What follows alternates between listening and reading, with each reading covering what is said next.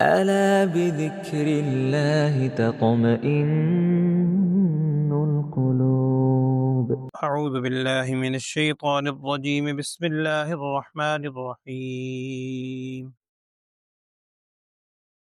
إنا أرسلنا نوحا إلى قومه أن أنذر قومك من قبل أن يأتيهم عذاب أليم. قال يا قوم إني لكم نذير مبين أن اعبدوا الله واتقوه وأطيعون يغفر لكم من ذنوبكم ويؤخركم إلى أجل مسمى إن أجل الله إذا جاء لا يؤخر لو كنتم تعلمون. قال رب إني دعوت قومي ليلا ونهارا فلم يزدهم دعائي إلا فرارا وإني كلما دعوتهم لتغفر لهم جعلوا أصابعهم في آذانهم واستغشوا ثيابهم وأصروا واستكبروا استكبارا ثم إني دعوتهم جهارا ثم إني أعلنت لهم وأسررت لهم إسرارا فقلت استغفروا ربكم إنه كان غفارا يرسل السماء عليكم مدرارا ويمددكم بأموال وبنين ويجعل لكم جنات ويجعل لكم أنهارا ما لكم لا ترجون لله وقارا وقد خلقكم أطوارا. صدق اللہ العظیم.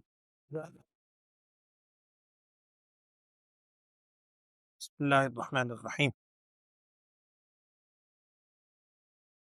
سورہ نوح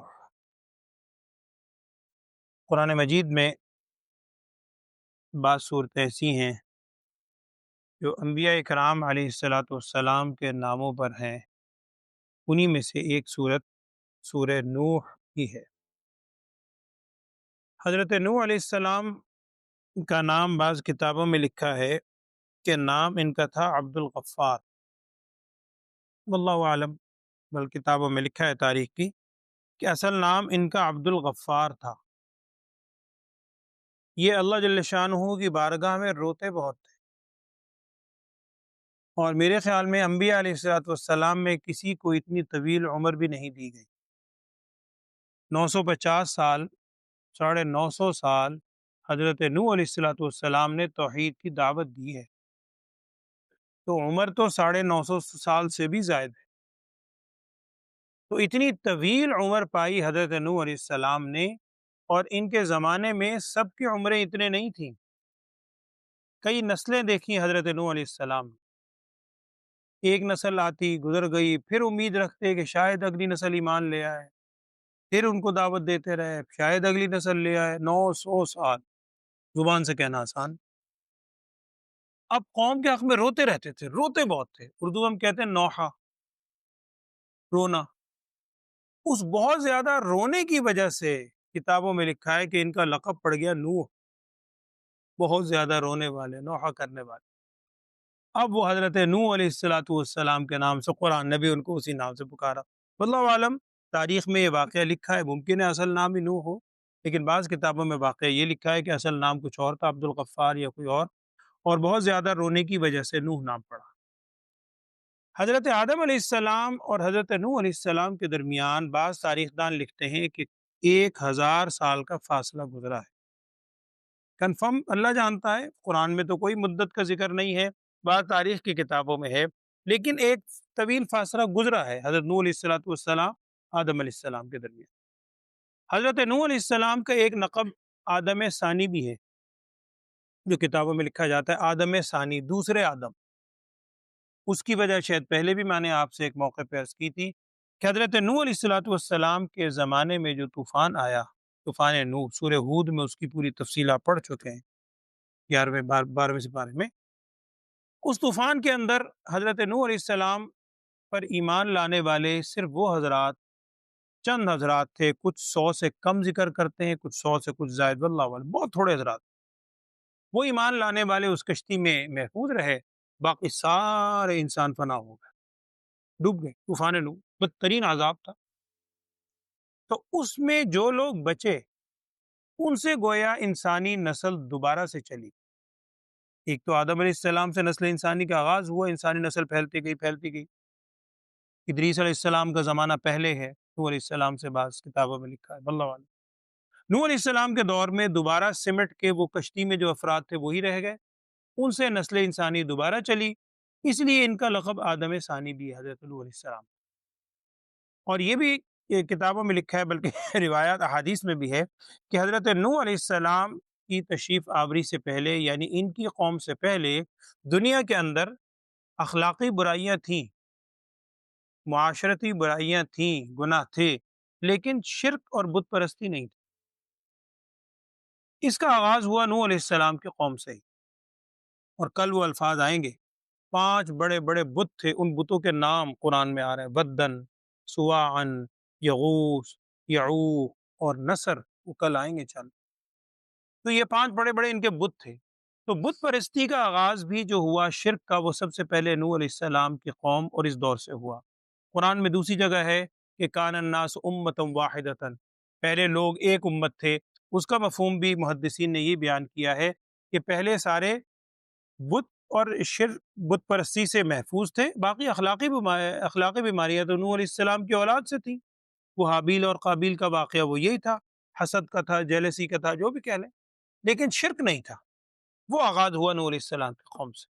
بہرحال نوح علیہ السلام نے طویل عرصہ اپنی قوم کو دعوت دی، اور کیا دعوت دی، کس انداز سے دی، قرآن نقشہ کھینچ رہا ہے اللہ جل شانہ۔ کیا ہے آپ دیکھیے، جو آج آپ نے آیات پڑھی، اللہ تعالیٰ فرما رہے ہیں انا ارسلنا، ہم نے نوح علیہ السلام کو اپنی قوم کی طرف بھیجا کہ وہ اپنی قوم کو ڈرائیں، اس سے پہلے کہ عذاب آئے، عذاب آنے سے پہلے اپنی قوم کو ڈرائیں۔ انہوں نے اپنی قوم سے کیا کہا کہ دیکھو میں تمہاری طرف اللہ کی جانب سے ڈرانے والا ہوں، اللہ کی عبادت کرو، دیکھو اللہ سے ڈرو اور میری اطاعت کرو۔ ہر نبی نے، میں نے آپ سے پہلے بھی عرض کیا، یہی کہا ہے۔ ہر نبی نے اپنا تعارف کیا کروایا کہ میں کوئی ذاتی، میرا مفاد نہیں ہے، ما اسألکم علیہ من اجر، میں تم سے کسی اجر کا مطالبہ نہیں کرتا، میں تو میسنجر ہوں، میں تو اللہ تعالیٰ کی طرف سے بھیجا ہوا ہوں، پیغام رسا ہوں، اللہ نے مجھے نبی رسول بنا کے بھیجا ہے، اللہ کی خبریں تم تک پہنچاتا ہوں۔ نبیون کا مطلب بھی خبر دینے والا۔ وہی نوح علیہ السلام نے کہا کہ انی لکم نذیر مبین، اور آگے واطیعون، میری اطاعت کرو، مجھے اللہ نے نبی بنا کے بھیجا ہے، رسول، اگر میری اطاعت کرو گے تمہارا ہی فائدہ ہے۔ ہوگا کیا اس اطاعت کے نتیجے میں؟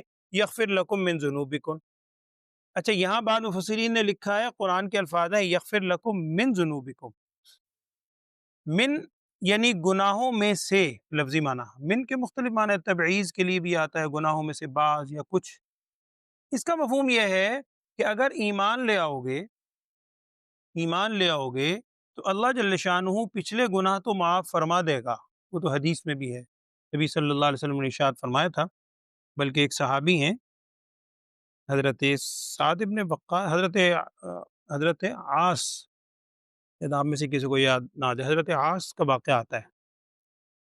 حضرت پورا نام کیا تھا؟ حضرت عمر تو ان کے بیٹے ہیں نا، عمرو بن العاص تو ان کے بیٹے ہیں، حضرت عاص ہی کا غالباً واقعہ ہے، عمرو بن العاص تھے، یا ان کا واقعہ آتا ہے کہ یہ جب ایمان لائے نا، ایمان لانے کے لیے انہوں نے ہاتھ بڑھایا، آپ صلی اللہ علیہ وسلم مصافحہ کر رہے ہیں، بیعت کرنے کے لیے انہوں نے ہاتھ پیچھے کھینچ، یہ صحابی تھے کوئی اور۔ آپ سے پوچھا ہاتھ کیوں کھینچ لیا؟ کہنے لگے میں آپ سے ایک شرط لگانا چاہتا ہوں، یعنی اس طرح کا مفہوم، میں ایک آپ سے عہد لینا چاہتا ہوں۔ نبی صلی اللہ علیہ وسلم نے فرمایا کیا؟ کہنے لگے میں اس شرط پہ ایمان لاتا ہوں آپ پر کہ میرے پچھلے گناہ معاف ہو جائیں، تو پچھلی زندگی کر کے آیا ہوں نا، جو جو گناہ ہیں وہ اگر دھل جائیں گے پھر ٹھیک ہے، سبحان اللہ، میں آپ نبی صلی اللہ علیہ وسلم ارشاد فرمایا، جس کا مفہوم ہے کہ کیا تم جانتے نہیں کہ ایمان ان ساری چیزوں کو منہدم کر دیتا ہے جو پہلے کی ہو، تو ایمان لانے سے پچھلے سارے گناہ معاف ہو جاتے ہیں۔ اسی طرح اسی میں آپ صلی اللہ علیہ وسلم نے 2-3 چیزیں ارشاد فرمائی تھیں، انہی میں سے ایک ہجرت بھی تھی۔ کہ اگر کوئی شخص خلوص دل سے اللہ کے راستے میں ہجرت کرتا ہے، ہجرت اتنا بڑا عمل ہے کہ اس سے پچھلے سارے گناہ معاف ہو جاتے ہیں۔ حج کے حوالے سے بھی یہی ہے کہ حج مقبول جو ہے، حج مقبول، وہ بھی ایسے ہی حج مبرور، مقبول، جو بھی ہم الفاظ استعمال کرتے ہیں، اس سے بھی اللہ تعالیٰ پچھلے گناہ معاف فرما دیتا ہے۔ تو یہاں الفاظ ہیں کہ میں تمہیں ڈراتا ہوں، میری اطاعت کرو، اللہ تمہارے گناہوں کو معاف فرما دے گا، لیکن من ذنوبکم، اس کا مفہوم مفسرین نے بیان کیا ہے کہ دیکھو پچھلے گناہ تو معاف ہو جائیں گے، لیکن ایمان لانے کے بعد جو گناہ کرو گے وہ تو ظاہری بات ہے، اس کے حوالے سے تو باز پرس ہوگی۔ تو من ذنوبکم، پچھلے گناہ جو ہے اللہ تعالیٰ تمہارے معاف فرما دے گا ایمان لانے سے۔ وَيُؤَخِّرْكُمْ إِلَىٰ أَجَلٍ مُّسَمًّى، اور اللہ تعالیٰ تمہیں ایک مقررہ مدت تک مہلت دے گا۔ یعنی یہ مطلب نہیں ہے کہ ایمان لانے سے تم کوئی موت سے ہی بچ جاؤ گے، موت تو وہ ایک فطری چیز ہے، وہ تو چاہے مومن ہو، چاہے کافر ہو، چاہے بدکار ہو، چاہے نیکوکار ہو، وہ تو اس پر وقت مقررہ پر آنی ہے۔ اس وقت تک کی مہلت تمہیں ملے گی، اور وہ جو وقت جب مقررہ آ جائے گا اس میں کوئی تاخیر نہیں ہو سکتی۔ لو کنتم تعلمون، کاش کہ تم اس بات کو جان لو۔ اب حضرت نوح علیہ السلام کا آگے مکالمہ آ رہا ہے۔ انہوں نے کہا، کیا کہا؟ اے رب، انی دعوت قومی لیلا ونہارا۔ یہ کوئی قصہ کہانی نہیں ہے، نوح علیہ السلام کا قول قرآن نقل کر رہا ہے۔ انہوں نے کہا کہ میرے رب، میں نے انہیں دعوت دی اپنی قوم کو، رات میں بھی دن میں بھی، ہر وقت دعوت دی۔ آگے بھی الفاظ آ رہے ہیں۔ میری اس دعوت سے کیا ہوا؟ انہوں نے کوئی فرق نہیں پڑا، دعائی اس سے اضافہ کس چیز کا ہوا؟ الا فرارا، جب میں دعوت دیتا تھا بھاگ جاتا۔ اور اس سے آگے کیا ہے؟ میں نے دعوت اس لیے دی تھی لتغفر لہم، تاکہ آپ انہیں بخش دیں، میرا فائدہ نہیں، میں دعوت دے رہا ہوں توحید کو مان لو، بت پرستی سے، شرک سے بچ جاؤ، تاکہ اللہ تعالیٰ تمہارے گناہ معاف فرما دے۔ وہ بدبخت کیا کرتے تھے؟ ایک تو جعلوا اصابعہم فی اذانہم، اپنی انگلیاں کانوں میں ٹھوس لیتے کہ نوح علیہ السلام کی بات نہیں سننی، اور اتنا نہیں کرتے تھے بدبخت، واستغشوا ثیابہم، اور اپنے ثیاب کپڑوں کو اوپر ایسے ڈال لیتے تھے۔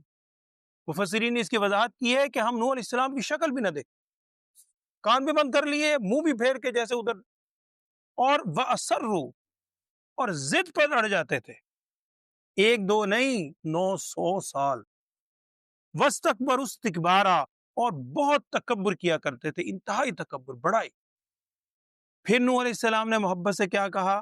انی دعوتہم جہارا، میں نے انہیں دعوت دی اے اللہ بہت زیادہ کثرت کے ساتھ، بڑی علی الاعلان دعوت دی، زور سے، اور اعلنت لہم واسررت لہم، میں نے علی الاعلان بھی دعوت دی، خفیہ بھی دعوت دی، زور سے بھی دی، آہستہ بھی دی، پیچھے آپ نے پڑھا دن میں بھی دی، رات میں بھی دی، لیکن میری اس دعوت کا نتیجہ کیا نکلتا تھا؟ اپنے کانوں میں انگلیاں ٹھوس لیتے تھے، اور اپنے اوپر چادر لپیٹ کر منہ بھی چھپا لیتے تھے کہ بات سننی نہ پڑے۔ ہر طرح سے کوشش کر کے دیکھ۔ اور قرآن میں دوسری جگہ ہے سورہ ہود میں، وما آمن معہ الا قلیل، نوح علیہ السلام پر ایمان نہیں لائے مگر بہت تھوڑے سے لوگ ایمان لانے والے، لیکن وہ جو ایمان لانے والے ہوئے پھر وہ کشتی میں سوار ہوئے، ساری کیفیت۔ پھر نوح علیہ السلام کا آگے ایک جملہ ہے، کیا فرمایا انہوں نے؟ فَقُلْتُ اسْتَغْفِرُوا رَبَّكُمْ، میں نے انہیں کہا کہ دیکھو اپنے رب سے استغفار کرو، وہ کیا کرے گا؟ اِنَّهُ كَانَ غَفَّارًا، وہ بہت بخشنے والا ہے، یرسل السماء علیکم مدرارا۔ بعد میں مفسرین لکھتے ہیں کہ ان پر خشک سالی بھی آئی، خشک سالی آئی، یعنی قحط سالی ہو گئی، بارشیں بند ہو گئیں، تو انہوں نے کہا کہ اس کا علاج یہ ہے استغفار کرو، استغفار کے نتیجے میں یرسل السماء علیکم مدرارا، اللہ تم پر آسمان سے موسلا دھار بارش برسائے گا، اور کیا کرے گا استغفار کی برکت سے؟ وَيُمْدِدْكُمْ بِأَمْوَالٍ وَبَنِينَ، اور تمہاری مدد کرے گا مال کے ذریعے بھی اور اولاد کے ذریعے بھی۔ اور بعض تفاسیر میں ایک واقعہ لکھا ہے حضرت عمر فاروق رضی اللہ تعالیٰ عنہ کے حوالے سے، اس کی استنادی حیثیت پر بھی بحث کی ہے، لیکن کتابوں میں نقل کیا ہے کہ حضرت عمر فاروق رضی اللہ تعالیٰ عنہ ایک مرتبہ باہر تشریف لائے، بارش کے لیے جیسے نماز ادا کی جاتی ہے، نماز استسقاء، اس نوعیت سے باہر تشریف لائے، اور استغفار کر کے خوب استغفار گڑ گڑا کے واپس آ گئے۔ لوگوں نے کہا حضرت آپ نے وہ استغفار کیے سے؟ کہنے لگے میں نے جو عمل کیا ہے نا اس سے تمہیں سب کچھ ملے، استغفار کر لو، اللہ موسلادھار بارش بھی برسائے گا، تمہاری مال اور اولاد میں تمہاری مدد بھی کرے گا، وَيَجْعَلْ لَكُمْ جنات، اور تمہارے لیے باغات بھی بنائے گا، وَيَجْعَلْ لَكُمْ انہارا، تمہارے لیے نہریں بھی جاری کرے گا۔ اور کسی بزرگ کا قول لکھا ہے، مجھے سر نام نہیں آ رہا ذہن میں، کوئی بزرگ تھے، ان کے پاس ایک شخص آیا اور اس نے آ کر یہ کہا کہ جناب میں فلاں علاقے سے آیا ہوں، ہمارے علاقے میں بارش نہیں ہو رہی، دعا کریں، کوئی وظیفہ بتائیں، جیسے آج کل کوئی دعا بتائیں، ہم کیا عمل کریں؟ انہوں نے کہا استغفار کرو، چلو جی۔ ایک اور آیا ایک آدھ دن میں، اللہ والے آدمی تھے، ان کے پاس آ کے اس نے پھر کہا، اس نے اپنا دکھڑا بیان کیا، کہنے لگے حضور بہت غربت بڑی ہے، مال کی بڑی کمی ہے، کبھی چوری ہو جاتی ہے، ضائع ہوتا ہے، انہوں نے کہا استغفار کرو۔ پھر کوئی آ گیا، کہنے لگا جی اتنے سال ہو گئے ہیں اولاد نہیں ہے، آپ اللہ سے دعا کریں، کوئی وظیفہ بتائیں کہ اللہ اولاد دے، کہنے لگے استغفار کرو۔ پھر کوئی آیا، انہوں نے کہا کہ جناب کھیتی فصل ساری ہلاک ہو گئی، فصل ضائع ہو گئی، کہنے لگے استغفار کرو۔ اب ہر ایک کو استغفار کرو، استغفار کرو، استغفار کرو۔ کسی شاگرد نے پوچھ لیا کہ حضرت یہ ایک ہی دعا ہر ایک کے لیے؟ تو ان بزرگ نے قرآن پاک کی آیت پڑھی کہ دیکھو نوح علیہ السلام نے کیا کہا تھا، استغفروا ربکم، اللہ تعالیٰ سے استغفار کرو، وہ غفار تو ہے، گناہ تو معاف کرے گا، لیکن اللہ تعالیٰ آسمان سے موسلادھار بارش بھی برسائے گا، مال اور اولاد سے تمہاری مدد بھی کرے گا، وہی ایک عمل استغفار کی بدولت، اور تمہارے لیے باغات بھی بنائے گا اور نہریں بھی جاری کرے گا۔ اور آج جو آپ نے الفاظ سنے آخر میں کیا ہے، ما لکم لا ترجون للہ وقارا، تمہیں کیا ہو گیا ہے، ما لکم، بڑے محبت بھرے انداز میں ان کو پکار رہے ہیں اپنی قوم کو، تمہیں کیا ہو گیا ہے، لا ترجون للہ وقارا، تم اللہ کی ذات پر یقین نہیں رکھتے، امید نہیں رکھتے اللہ سے عزت کی، تمہیں امیدیں ہیں کہ یہ بت ہے، یہ فلاں ہے، وہی عزت دینے والا، اس کی میں یعنی در پہ جاؤں گا تو عزت ملے گی، اس کے ہاتھ جوڑوں گا تو عزت ملے گی، تمہیں اللہ تعالیٰ سے عزت کا یقین نہیں؟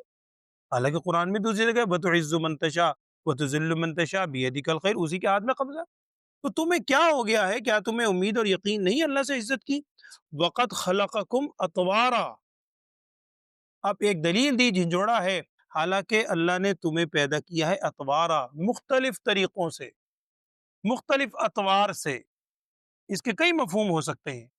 ایک مفہوم تو یہ ہے کہ انسان اپنی پیدائش کے آغاز پہ غور کرے، قرآن میں دوسری جگہ ہے، کبھی وہ مضغہ ہوتا ہے، کبھی علقہ ہوتا ہے، کبھی وہ گوشت کا لوتھڑا ہے، اس کے بعد اس پہ یعنی جسم بننا شروع ہوتا ہے، پھر اس کے بعد جان پیدا ہوتی ہے، پھر اس کے بعد نو مولود بچہ باہر آتا ہے، پھر اور بڑا ہوتا ہے، پھر اور اسٹیجز اس کے اندر گزرتے ہیں زندگی کے، یہ بھی معنی ہو سکتے ہیں کہ انسان اپنے اس پہ غور کرے اللہ نے کتنے دور سے اس کو گزارا ہے، اور یہ بھی ہو سکتا ہے کہ انسانوں میں سے یعنی رنگ و نسل ہے، جیسے کسی کے رنگت کوئی ہے، کسی کے نسل کوئی ہے، کسی کی ذہنی صلاحیت کوئی ہے، شکل و صورت کیسی ہے، آواز دوسرے کی ایک نہیں ملتی، شکل و صورت نہیں ملتی، یہ سارے اللہ جل شانہ نے تمہیں پیدا کیا، وقت خلقکم اطوارا، تو اتنا بڑا رب، اس کو چھوڑ کے تم اوروں کو پکارتے ہو، اوروں سے توقعات وابستہ کرتے ہو، تمہیں کیا ہو گیا ہے، ما لکم لا ترجون للہ وقارا، تو یہ آیت آپ نے سنی،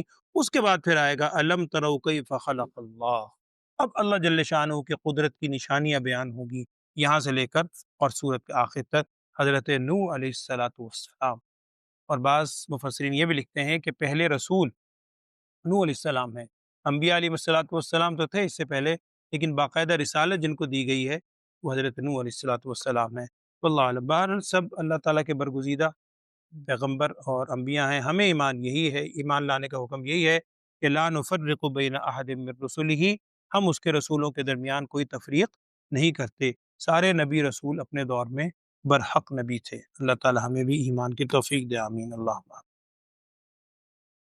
بسم اللہ الرحمن، اعوذ باللہ من الشیطان الرجیم، بسم اللہ الرحمن الرحیم، انا ارسلنا نوحا الی قومہ، بے شک ہم نے بھیجا حضرت نوح علیہ السلام کو اپنی قوم کی طرف، کیا، اچھا دیکھیے نوح علیہ السلام کا بھی ذکر قوم کی طرف، اور ہر جگہ تقریباً اکثر تمام انبیاء کے بارے میں اپنی قوم کی طرف، اپنی قوم کی طرف، یہ نبی صلی اللہ علیہ وسلم کی خصوصیت ہے۔ قل یا ایھا الناس انی رسول اللہ الیکم جمیعا، نبی صلی اللہ علیہ وسلم کسی قوم کے لیے نہیں آئے، آپ صلی اللہ علیہ وسلم صرف عربوں کے نبی نہیں ہیں۔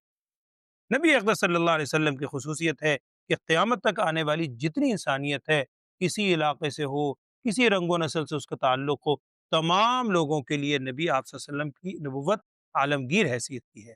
لیکن نوح علیہ السلام اپنی قوم کی طرف، ہم نے بھیجا نوح علیہ السلام کو اپنی قوم کی طرف، ان انذر قومک، کہ وہ ڈرائے اپنی قوم کو، اس سے پہلے من قبل ان یاتیہم عذاب علیم، اس سے پہلے کہ ان کے اوپر دردناک عذاب آئے۔ ظاہری بات ہے اللہ کی نافرمانی کریں گے ایک حد تک ہوگا، اللہ کا عذاب متوجہ ہوگا، تو اپنی قوم کو ڈرائیں۔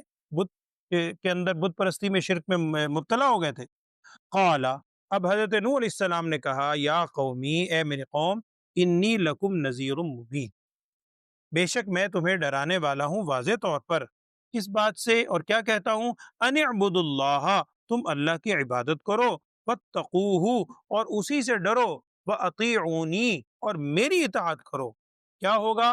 یغفر لکم من ذنوبکم، اللہ تعالیٰ بخش دے گا تمہارے گناہوں کو، ویؤخرکم الی اجل مسمی، اور اللہ تعالیٰ تمہیں مہلت دے گا ایک مقررہ مدت تک۔ ان اجل اللہ اذا جاء، بے شک وہ جو اللہ تعالیٰ کی مقررہ مدت ہے جب وہ آ جائے، لا یؤخر، پھر اس میں کوئی تاخیر نہیں ہوگی۔ جب وہ موت کا وقت آ گیا تو پھر تو اس کے بعد ایک لمحے کی تقدیم و تاخیر نہیں ہونی۔ لو کنتم تعلمون، کاش کہ تم جان لو۔ وہی بات ہم اپنے اوپر کہہ سکتے ہیں، کاش کہ ہم جان لیں۔ ابھی آج بھی اعلان ہو رہا تھا، پتہ نہیں کچی بات ہی کہا، خلاصی اللہ تعالیٰ کرے بھیج دے گا۔ صبح و شام اعلان سنتے ہیں، ادھر دنیا سے رخصتی، ادھر سے، کبھی اپنے اوپر انسان احساس نہیں کرتا۔ اللہ معاف کرے۔ قال رب انی دعوت قومی لیلا ونہارا، حضرت نوح علیہ السلام نے یہ بھی کہا کہ اے میرے رب، انی دعوت قومی، بے شک میں نے دعوت دی اپنی قوم کو، لیلا ونہارا، رات میں بھی اور دن میں بھی، فلم یزدہم دعائی الا فرارا، ان پر زیادتی نہیں کی، اضافہ نہیں کیا میری دعا نے مگر بھاگنے کا۔ میری جب بھی دعا دعوت سنتے توحید کی طرف، ہمیشہ اس سے انہوں نے روگردانی کی اور بھاگا ہی، عمل کرنے والے بہت ہی کم نہ ہونے کے برابر۔ وَإِنِّي كُلَّمَا دَعَوْتُهُمْ، اور بے شک جب کبھی میں نے انہیں دعوت دی، لِتَغْفِرَ لَهُمْ، تاکہ آپ انہیں بخش دیں، آپ ان کی مغفرت فرمائیں، دعوت کو قبول کریں گے تو اللہ تعالیٰ کی طرف سے مغفرت آئے گی۔ وہ کیا کرتے؟ جَعَلُوا أَصَابِعَهُمْ فِي آذَانِهِمْ، انہوں نے کر لی اپنی انگلیاں اپنے کانوں میں، کانوں میں انگلیاں ٹھوس لیتے، وَاسْتَغْشَوْا ثِيَابَهُمْ، اور اپنے اوپر ایک کپڑا لباس اپنا ڈھانپ لیتے اپنے آپ کو، وَأَصَرُّوا، اور اصرار کرتے، ضد پر اڑ جاتے، وَاسْتَكْبَرُوا اسْتِكْبَارًا، اور انہوں نے تکبر کیا، انتہائی درجے کا تکبر، بس اپنی بڑائی نہیں مان۔ ثُمَّ إِنِّي دَعَوْتُهُمْ جِهَارًا، پھر میں نے انہیں دعوت دی جہارا، ظاہری طور پر، ثم انی اعلنت لہم، پھر میں نے انہیں زور سے بھی دعوت دی، واسررت لہم اسرارا، اور میں نے انہیں خفیہ طور پر بھی دعوت دی، خفیہ طور پر دعوت دینا۔ فقلت، میں نے انہیں یہ بھی کہا، استغفروا ربکم، دیکھو اپنے رب کے حضور استغفار کرو، انہ کان غفارا، بے شک وہ بہت غفار ہے، بڑا ہی بخشنے والا ہے۔ یرسل السماء علیکم مدرارا، وہ آسمان سے تم پر برسائے گا بارش موسلا دھار، ویمددکم باموال وبنینا، اور تمہاری مدد کرے گا مالوں کے ذریعے، اولاد کے ذریعے، ویجعل لکم جنات، اور بنائے گا تمہارے لیے باغات، ویجعل لکم انہارا، اور بنائے گا، جاری کر دے گا تمہارے لیے نہریں، صرف ایک عمل کی بدولت، کیا؟ استغفار۔ ما لکم لا ترجون للہ وقارا، تمہیں کیا ہو گیا ہے کہ اللہ کی ذات پر تم یقین نہیں رکھتے عزت کا، اوروں سے امیدیں ہیں۔ وقد خلقکم اطوارا، اور بے شک تمہیں اللہ نے پیدا کیا اطوارا، مختلف حالتوں میں، کبھی کوئی حالت گزری، کبھی کوئی حالت گزری، اس طرح پیار محبت سے پکارتے رہے، لیکن ایمان لانے والے بہت کم ہوئے۔ اللہ تعالیٰ معاف فرمائے۔ جی جی، اچھا کون سب، ایک تو چارپائی بھی بیٹھا ہوتا تھا پتلا سا، میرے خیال 2-3 دن پہلے تک بھی بیٹھے تھے، میں گزرتے ہوئے روز دیکھتا تھا اس کو۔ نہیں دکاندار نہیں، ویسے بیٹھا ہوتا تھا چھت پہ نا بیچارہ. اللہ تعالیٰ مغفرت فرمائے، یہ درجات بلند کرے ان کے. اللہ ہمیں بھی فکر آخرت نصیب فرمائے. اللہ الحمدللہ رب العالمین. اللهم صل على سيدنا ومولانا محمد وعلى آل سيدنا ومولانا محمد وبارك وسلم ثم صل عليه. اللهم أرنا الحق حقا وارزقنا اتباعه. اللهم اهدنا الصراط المستقيم صراط الذين أنعمت عليهم من النبيين والصديقين والشهداء والصالحين. یا اللہ ہم سب کے تمام گناہوں کو معاف فرما، تمام لغزشات سے درگزر فرما. ہم سب کو یا اللہ اپنی بارگاہ میں استغفار کرنے کی توفیق عطا فرما. ہم سب کو اپنی بارگاہ میں توبۃ نصوح کرنے کی توفیق عطا فرما. تمام بیماروں کو صحت والی، عافیت، سلامتی والی زندگی عطا فرما. ہم صحت مندوں کو صحت کی قدردانی کی توفیق عطا فرما. جو ہمارے احباب اعزاء اقرباء اس جہاں سے رخصت ہو گئے ہیں، سب کی مغفرت فرما، سب کے درجات کو بلند فرما. بلوچ صاحب نے بھی ایک صاحب کے لیے بھی یہ دعا کے لیے کہا ہے، اللہ تعالیٰ ان کی بھی مغفرت فرما. یا اللہ بشیر تقاضوں سے جو خطائیں ان سے ہوئی ہیں، تمام خطاؤں کو معاف فرما. ان کے پسماندگان کو اور ہم سب کو صبر جمیل کی توفیق عطا فرما. ہم سب کو فکر آخرت نصیب فرما، آخرت کی تیاری کی توفیق عطا فرما. ہم سب کو بھی ایمان و اسلام والی کامل زندگی عطا فرما. ہم سب کا خاتمہ ایمان کامل پہ فرما. وصلی اللہ تعالی علی خیر خلقہ سیدنا و مولانا محمد وعلى آلہ واصحابہ اجمعین.